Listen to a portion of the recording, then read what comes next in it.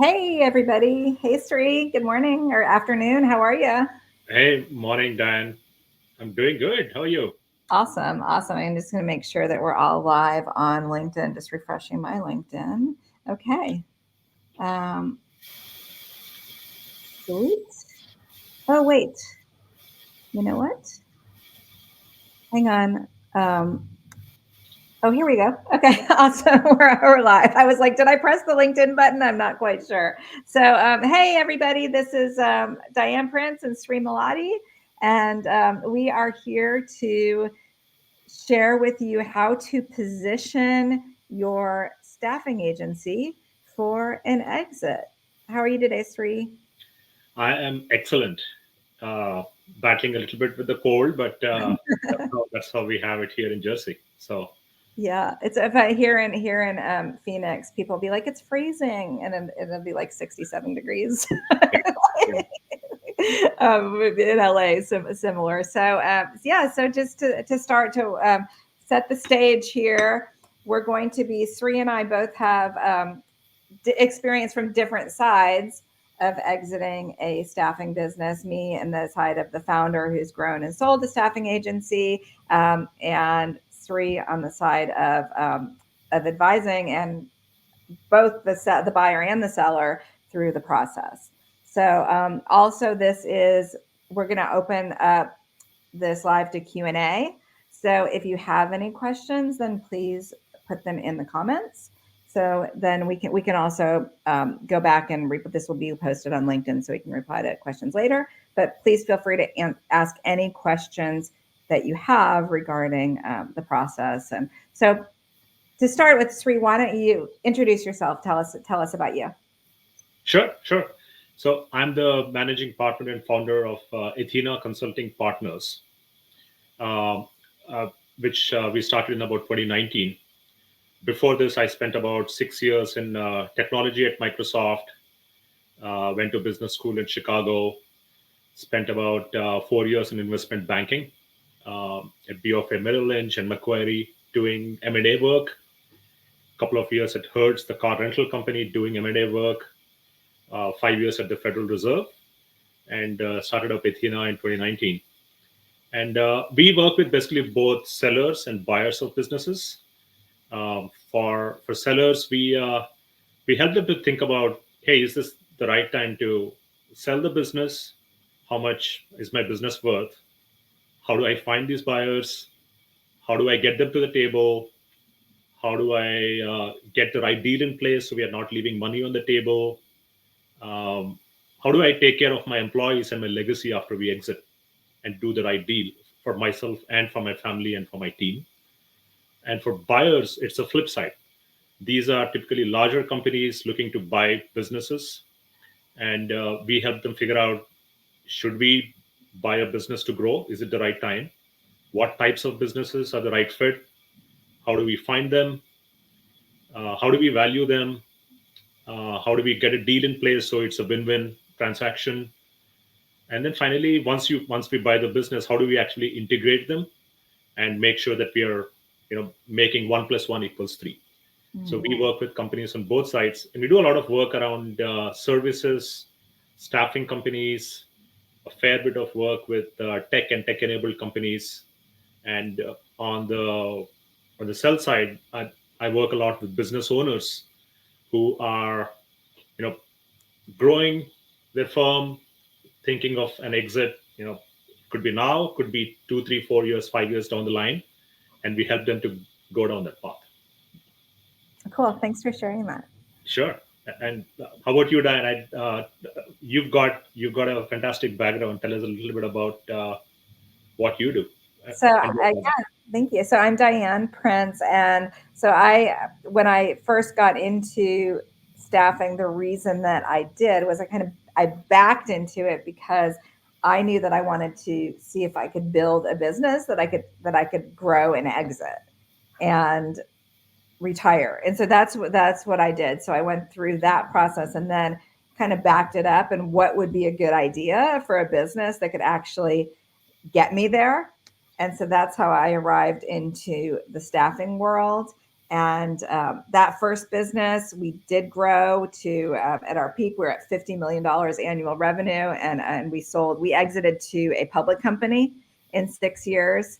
And I've had several exits since then, and mostly in the staffing and recruiting space. So now I help founders, recruiting agency owners, to get to where they want to go and scale their businesses. Sometimes they want to build a lifestyle business that they want to keep, and sometimes they want to build something that they can really grow and exit. So, and I get all sorts of questions about how to set up for exit. So I have my answers and what's worked for me, but super curious to hear your thoughts as well, and really grateful to have you here, Sri. Same here. I enjoyed talking with business owners who've grown their businesses, and you have the perspective of both growing a business and exiting it. So really looking forward to this. Yeah. So, okay. So, and the way for our listeners, the way this is going to, Sri and I are going to ask each other questions. So we're going to interview each other. And so let me, my first question is, I'll go first. I'll ask you first question. Okay. So, what are steps, Sri? What are some steps? If somebody's building a staffing business, what are some steps that they should keep in mind? Say, like, from the early stages, what are things that they should keep in mind if they want to have an exit eventually? Okay, that's a great question. I think the first and foremost is to start thinking about growing a business that scales without you as the founder driving all the functions and all the roles. Oftentimes, founder-owned businesses, the person who starts the business is into everything, and that's great in the first year, 2 years. But at some point, it's very important to start thinking about roles and responsibilities. And maybe you wear multiple hats in the beginning, but getting the right people into place to drive your sales, your operations, customer service, and all those different functions. That's one. I think the second thing I would say is think about if you eventually want to exit, or you have that in your trajectory at some time, start to look at your business the way a buyer would. And there's a few questions that I ask business owners in this regard, but a lot of it is around having a machine that can generate revenue and growth, new clients, keep new clients for you. That's super important.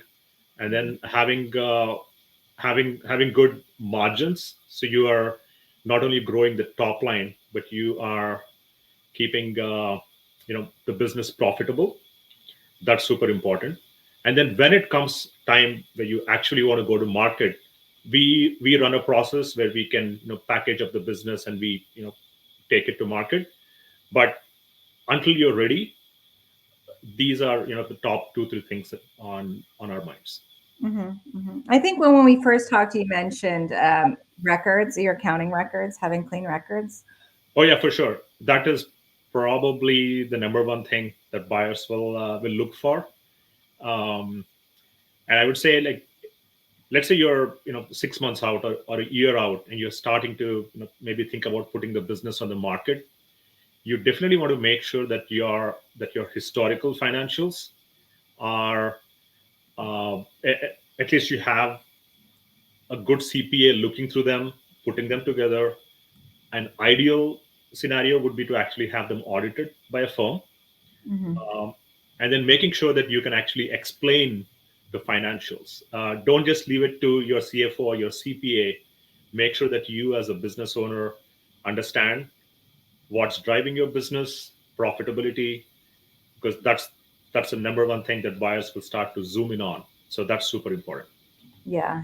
Thank you. That's one thing I work with my clients on, because it's so common for entrepreneurs to have some vagueness around their numbers. So I know when I first started, I attempted to do our books in QuickBooks, and it was a disaster. And then we spent so much money just like getting it together once we finally hired our accounting firm. So yeah, clarity in numbers is so important in anything in your business. So.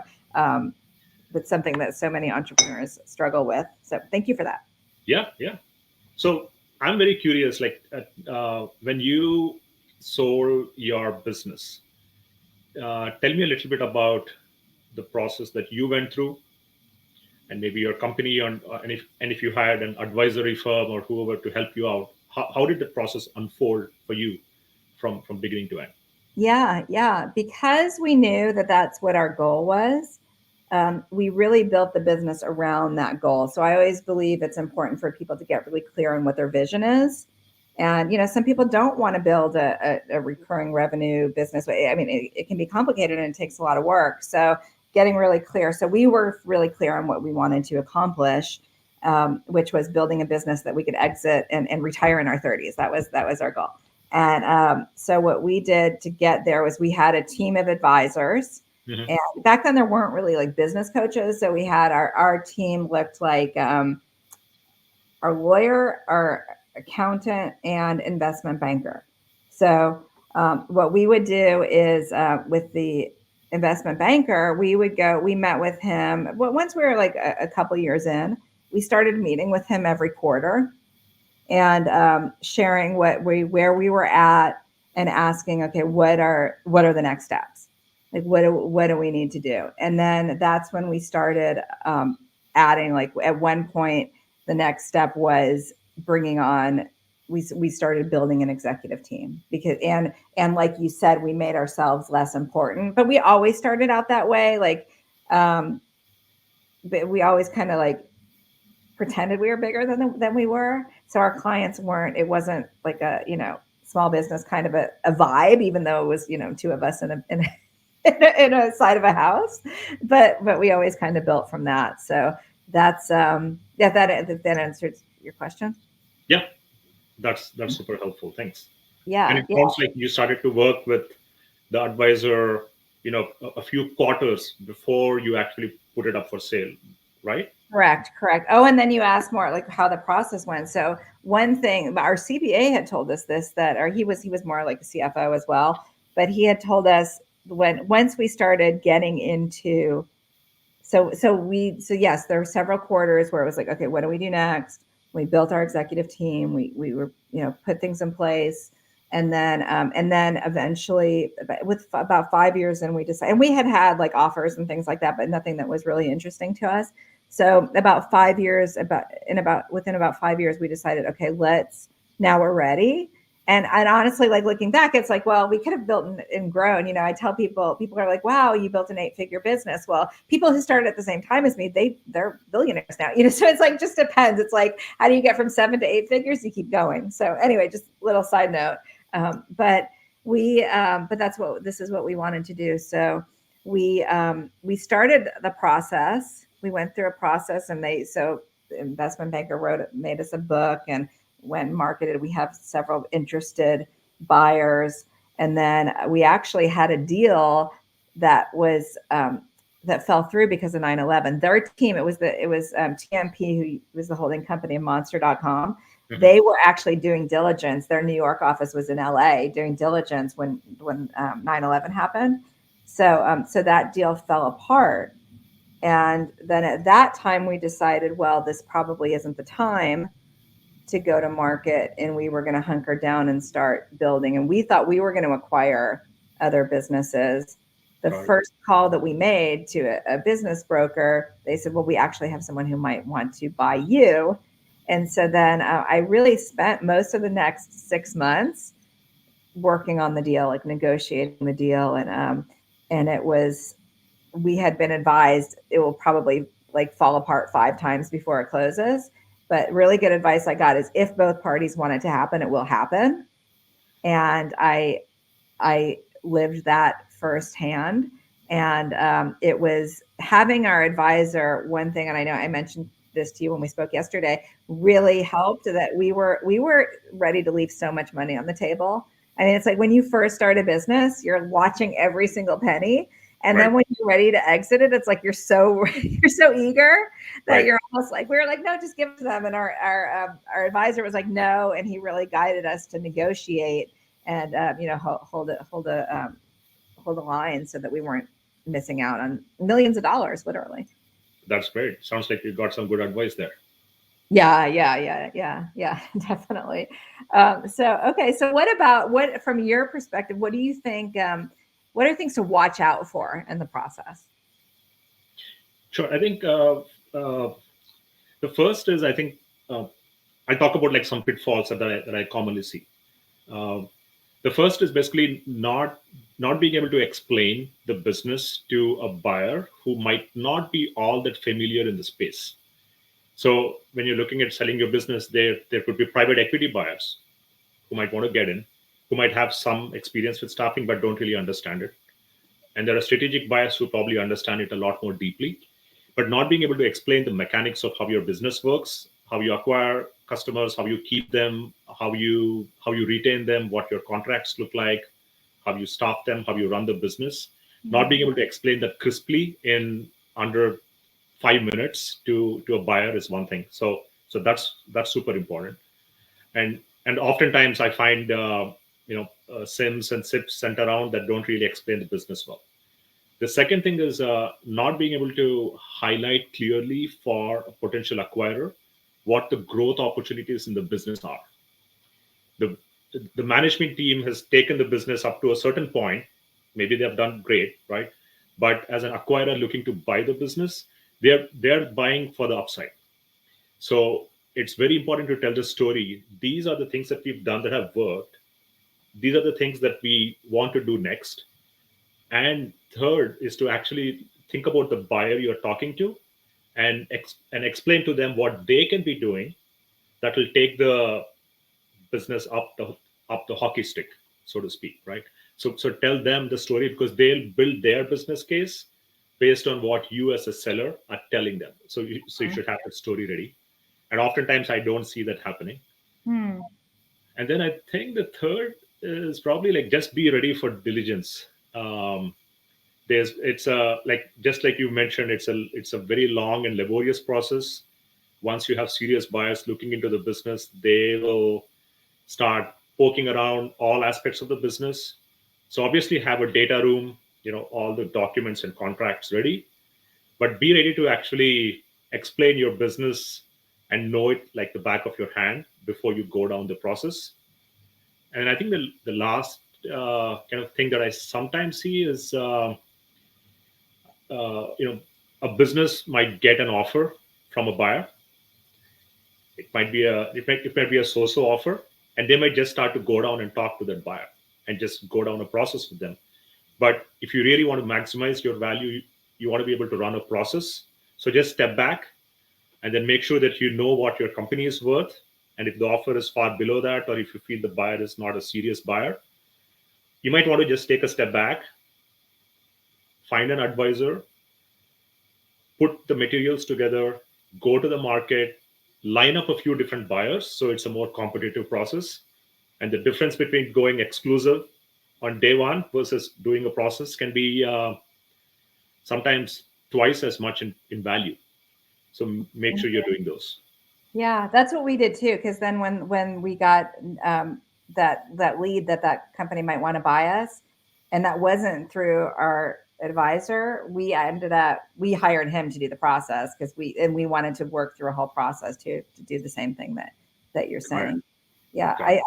I feel like every founder thinks that they're totally indispensable to the business, and that they're going to help so much in transition. And every seller um, is thinks that they're gonna grow the business better than than the previous founder. So right, like there's sort of a different Right. yeah. Right. Right. Right. That important. Yeah. Yeah. Yeah. For You're sure. probably gonna get an 18-month contract, but you're probably not going to do anything.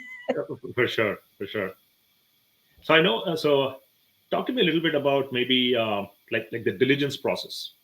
You had a buyer looking through your business, asking questions.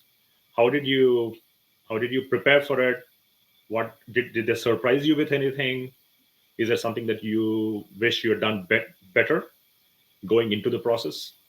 I mean, honestly, because our team was totally locked and loaded. So like all I had to do really was manage the pieces. So like our advisor, our lawyer, our accountant, so everybody. I mean, all our stuff was really solid. Like we had audited statements, and everything was pretty clear. And then just and you want to show everything up front, right? Like you don't want any surprises. You don't want the buyers to have any surprises in the process. So I would say for a founder, from my perspective, it was having a lot of it was like the mental health part of it, because it's so emotional. I mean, it's sort of like thinking about if you ever bought a house that's emotional. This is like this is like 100 times that. Yeah. And so having the taking care of my mental health was really important. Like I went for a lot of walks. If because sometimes it was overwhelming, right? So like I would take breaks and step away from the process, and then yeah, and then also when that time that when our deal fell through, that was really hard on me, and that was really because you get in this mindset, like as I did. We got in this mindset that like, oh my gosh, we're gonna have this huge payday, and we're gonna be gonna go retire, and then it doesn't happen, or it didn't happen for us at first. And I found that to be that was very difficult for Yeah. me. Yeah. I think what sellers don't often realize is that um, even if you have a serious buyer, right, there's an offer on the table that looks like something on paper, and as the deal evolves, as diligence continues, as the documents are negotiated, that deal starts changing. It starts pivoting. The structure changes, the numbers change. The stuff in the actual agreement comes into play. So the Mm-hmm. deal that you see on day one is very sometimes quite different from what actually ends up happening. And as you said, um, yeah, all kinds of things to And one thing I learned too is how important it is to keep running your business, and that's why it's important to have advisors and people doing the heavy lifting in the process. Because if you take, no one wants to see that you're taking. First of all, for you, because if the deal doesn't go through, you want to keep on running your business and keep on, operating and selling, um, and no buyer wants to see that either. Like no buyer in the middle of the process wants to see the business tanking because you've taken your eye off the ball. right, right, for sure. Yeah. So okay. So what do you think? So you're an advisor, and if anybody is watching and has questions, please feel free to ask. And I'm on hold. Okay. Just let me somebody's trying to come on as a webinar, and I'm going to tell them it's on LinkedIn Live. Sure. Okay, just in case. Go to my LinkedIn. Okay. Okay. I totally lost my train of thought because I was trying to get this person into the webinar. An advisor. Like, what should you look for in an advisor? It's a good question. I think one, I'd say work with an advisor who has seen deals both representing buyers and sellers. Oftentimes, there are advisors who've just sold businesses, but the process that a buyer would go through, especially a strategic or even a private equity, to get the deal approved, to value the business, to structure it, all those come into play when you're actually negotiating and getting the deal forward. So make sure that your buyer has experience on both sides. And I think the second is ask them if they've done deals, if they've worked with staffing companies, if they know how businesses are valued. That's very important because uh, it to some degree selling a business, the process is similar, but you want to work with somebody who has experience working with companies in your sector. That's important. And then I think the third is is make sure that they have a network of people who can help you to get across the finish line. Like as a business owner, you might not have access to a lawyer, who's done M&A transactions. You might not have access to a CFO firm who can audit your financials. You might not have access to people who can help you with different parts of it. So just ask your advisor to, hey, like, who are all the other people and resources I need during the process, and how can you connect me to them? At what point do I engage with them? So I would say like those are the top three. And just I think the last thing is like make sure you're comfortable that your advisor understands the business the way you do almost, and has your best interests and your outcomes at the core of their objectives. So they should be fully aligned, fully incented with what you want to get out of selling the business, so they can help you to make the right decision. Sometimes it means slowing down the process. Sometimes it means going forward. Sometimes it means challenging the business owner with, you know what, you should like you think you should be doing this, but you should be doing this. So make sure your business advisor has a rapport with you as well. Yeah. So not just telling you what you want to hear. That's important. It's, yeah, as you said, it can be a chaotic process. It can be a lot of stress. So you need to have somebody who has your back. Yeah. Yeah. Cool. Thank you. And then let's fast forward to today. So you work with staffing and recruiting companies, advising them and coaching them. Tell me a little bit about like what you do for them. How do you help them? Yeah. Yeah. So what I do is I help them to build their business around what they're looking to accomplish, right? So like if they are looking if they're looking to exit, say, and they come to me and they have a direct hire recruitment firm. So how do you take that to turn it into something that could have a strategic exit? So how do you create the recurring revenue? How do you build to scale? How do you build a team? How do you build your executive team around what your goals are? Then how to manage your team and how to run the team. So really how to not just have a transactional business where you make a few placements, but really how do I turn this into a solid business that then becomes a valuable asset. It's great. Yeah. And I would say recurring revenue, or at least consistent revenue, is the holy grail of valuation. You can any buyer, if they see that the revenue is churning a lot, or each year is its own game, and you don't have a consistent process to keep up your revenue, that's a big red flag. So that's great. What you're helping with there really helps. Yeah. And some, in choosing their models, like, is it, sometimes it's recruitment process outsourcing, RPO, sometimes it's staffing. There's pluses and minuses to both. And yeah, it's more complicated than if you're doing strictly direct hire, but it's people come to me sometimes who are past the retirement age or the age that they want to retire, but they have contingent recruiting agencies. They've done it for years, but it doesn't have that consistent revenue. And they really, unless the strategy there, your exit strategy or retirement strategy is really to save money, like invest in other things, like invest in real estate or something like that. Right. Mm-hmm. Yeah. So I help people too, but business development, create also an anchor client strategy so that they're not, I'm sure they're not relying on one client, or one client isn't the lion's share of their business, so that they have at least 3 clients that are anchor clients, but that can sustain their business if anyone goes away, but really to have a good mix of their clients in their business. Got it. Yeah. So cool. And I'm just looking at this because someone said a link that they tried didn't work, but I think we're settled now. Okay, great. So are there any questions? If anybody's listening to this and has questions, feel free to put them in the comments. We would love to hear. And okay, so common questions that everybody asks me.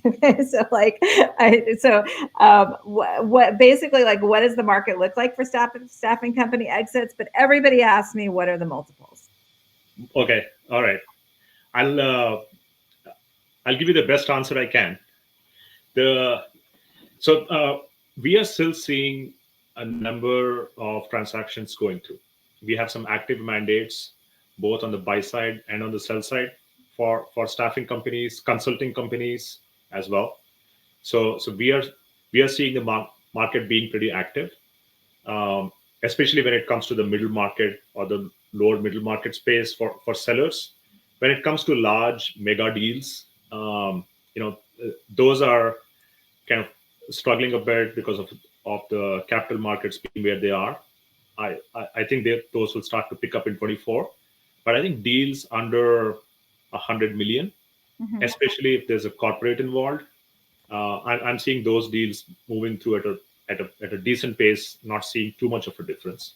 Mhm. And I think in terms of the multiples, um, the the range of multiples we see is anywhere between 2.5, 3 times EBITDA to I've seen as high as 6.5, 7 times EBITDA. Wow. Right. So I know it's a broad range, Mhm. and I think the the answer to exactly what your specific business is worth depends on the KPIs, the story, and your specific business. So when we are, let's say, looking at valuing a business, we look at all the things that I just mentioned: consistent revenue growth, what their profitability and margins are, how kind of detached the management team is from the rest of the operations, right? Mhm. We look at who their clients are, we look at their bill rates, we look at customer churn, we look at their logos that they have of customers, right? So it to be honest, like two businesses that might be doing the same thing on paper might be valued at almost 2 to 2.5 times gap in multiples based on these kinds of factors. And so we have to go down a couple of levels, and then we can come back with an estimate of what the valuations are. But the range is roughly 3.5 to, I think, 5.5, 6 times. Mhm. That's what I've seen. Okay. So really look, focus on building a solid business, profitable business, but look at your margins, know how to explain your business, have your records in place, have solid numbers that you can also explain. And let's see, do we have a question? Okay. And Glenn, I'm not sure. Did you have a question, or I know you're. This is one of my friends who is has an awesome technology transfer business. Who he does recruiting and technology transfer, and is totally like dominating that market. So it's awesome. So that's Okay. Glenn, and he's here. So anyway, yeah, if anybody has questions, please share. And let's see what else. What are what do you okay, so I think you kind of answered the questions that I was thinking about. I mean, that's what most people ask is like how to get set up. um, everybody wants like quick answers, I think, but it's really not. It's really pretty like I don't know, like not common sense, but like you work on those five things, and that's what you need to do. Right, right. Yeah. I think the other thing is also, um, sometimes there are expenses that run through the business that have to be added back. Mm-hmm. So those are called EBITDA add backs. That Yes. can make a big difference. Like for example, you could be as a business owner, maybe you're paying yourself a $200,000 salary, but the market is $100,000, right? So you're paying yourself more, and as a new business owner, like the buyer would probably just put somebody in place and then pay them 100K. Mm-hmm. So that 100K that you're paying yourself today is an add back to the EBITDA. So it bumps up your EBITDA. Mm-hmm. And since valuation is on a multiple of EBITDA, if your EBITDA goes up by 100K and you're looking at a 4 times multiple, that's $400,000 of additional value that you could ask for. So that's the piece that I don't think I touched on earlier is like somebody has to. I mean, we do this. Comb through your P&L, understand it, figure out all those add backs, and make sure that those are explainable to a buyer. so that you're getting credit for your entire profitability, not just what's on your reported P&Ls. And what do people want now? Like what are buyers really looking for now? In terms of, In 2024, like what trends do you see? I I think uh, RPO is one that I've seen coming up quite a lot. Uh, in fact, I have a question to you on that as well. But I think that's probably the the most important trend I've seen. Um, and then I think that in 24, I think that's probably the most important one.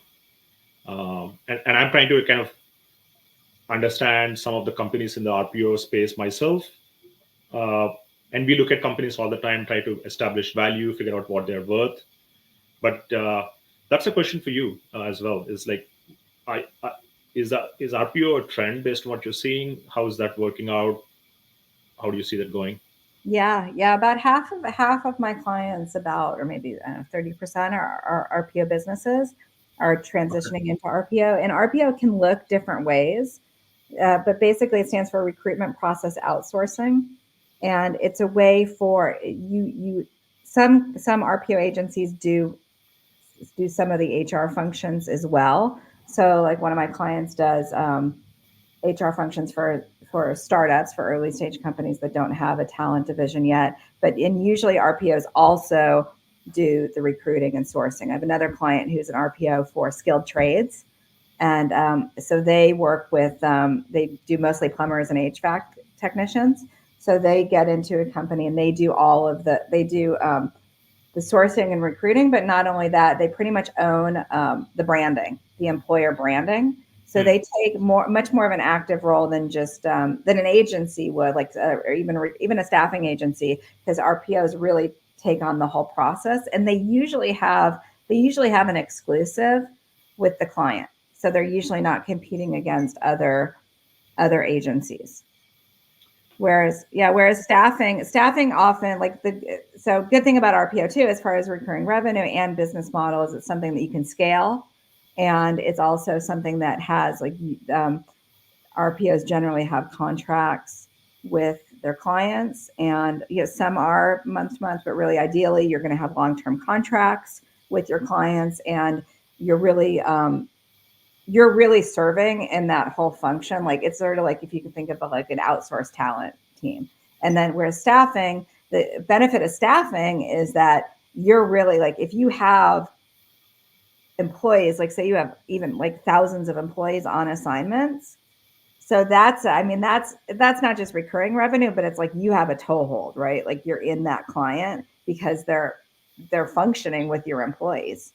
Right. So that's the RPO is a little bit more is for a business owner perspective. Like staffing's a little bit more complicated because you're an employer typically, and there's all sorts of employer laws and things like that and taxes. But I've always had staffing businesses, so Hmm. for staffing, like you really get you really get a toehold in the business. You have long term recurring revenue. A lot of times the assignments are long term, so you have that consistent revenue. But sometimes with staffing, you are competing against different agencies.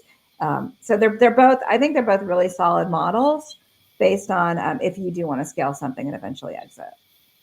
Got it. Got it. So if you come across, let's say, a company that's just doing staffing but not RPO, would do you advise them to move to an RPO model, or it's not it doesn't make a big difference from your perspective whether they go with this or that? Not really. I think it depends on. So usually, but what I do is if people are just doing if they're doing direct hire contingent, then we look at, okay, how do you, which is there it's often like just a one time, you get paid if you fill the role, and that business can go away really quickly, and often it's based on solely on the relationships either with the recruiters or the founders and the client. So it's more like if people, but it's a great way to get started, right? It's a great way to get your business going. You can even fund your business. Like, I mean, I'm talking to two founders who are out like actively trying to raise money, but they're trying to raise like $250,000. They can get that. Like if they focus and get direct hire business, you can fund, then you can start that way to fund your business. So it's really taking it from like if you have a direct hire business, and then how do you productize it into an RPO or staffing business? Got it. That's helpful. Thank you. Yeah, yeah. Well, yeah. So, well, this is awesome. And Sri, how do people want to work with you? Who should contact you, and how do they contact you? Sure. People can reach me on LinkedIn is the best way. I'm on LinkedIn 8 hours a day when I'm working. I have it open on the screen. So DM me on LinkedIn. Find me there. Our website is athenaconsultingpartners.com. You can go on there and look at some of our case studies and testimonials and things like that. Those are probably the two best ways to get in touch with me. I would say if you are a buyer and you're looking at the staffing space, you're looking to source, buy, set up deals. That's one kind of party I work with. The other is if you are at any stage of growing your talent staffing recruiting company, and maybe it's tomorrow or maybe it's 3 years down the line, and you just want to talk about how do I get set up, what should I not be doing now that I'm doing, right? So if you just want to have a conversation there, for sure, or if you're ready to exit, if this is the time, feel free to reach out and we can give you some guidance and things to think about on the way. Great. And then how about you, Diane? So how do people find you, and who should be looking for you? Okay, also on LinkedIn, and so who should be looking for me are founders or recruiting agency owners who are looking to grow, and who have they're either trying to overcome business development, getting more clients, or building their team. Like, how do they structure to scale? Some clients come to me because they're having difficulty managing their team. So anyone who is a recruiting agency or staffing agency or RPO founder that is stuck in a certain part of their business and then they want to move forward. So I also I help people with my framework on building an 8-figure business. So anyone that resonates with that wants to build an 8-figure recruiting business should call me. That's great. I've seen some of your videos and your posts on LinkedIn, and I find them to be super useful. So yeah. Cool. Yeah. I'm looking for, my goal in 2024 is to help at least 100 recruiting founders to grow. So I love it. I'm off to a good start. And if anyone wants to know, so I have a program, a group program, and also it's bespoke, so you get individual attention too. And also I believe in helping people to build a business around them too, and their personality and who they are, because I think that entrepreneurship is a creative endeavor. So I want to help people to build a business that they also really enjoy, because then it's going to be more successful. Excellent. Yeah. All right, Sri. Well, thanks so much, and thanks everybody who's on here. If you have any questions after this will be posted, Sri and I will be checking to answer your questions. So thanks everybody for joining us. Thanks, Diane. Great chatting. Thanks, everyone.